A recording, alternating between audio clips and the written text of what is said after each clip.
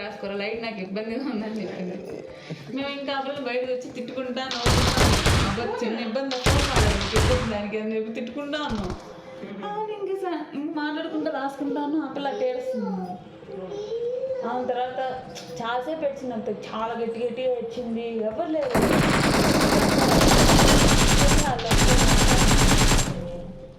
అప్పుడు చెప్తా వచ్చింది. ఆ అబ్బాయి అమ్మాయిని బౌన్సర్లు పట్టుకున్నారంట. పట్టుకొని ఇంక తీసుకెళ్ళి అంటే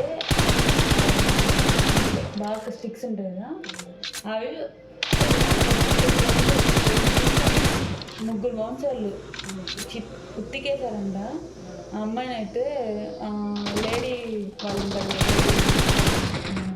ఫ్యాకల్టీస్ వాళ్ళు ఉంటారు, డిసిప్లిన్ హెడ్స్ ఉంటారు, లేడీస్ వాళ్ళు వచ్చి ఎట్లా పడితే అట్లా తిట్టారంట.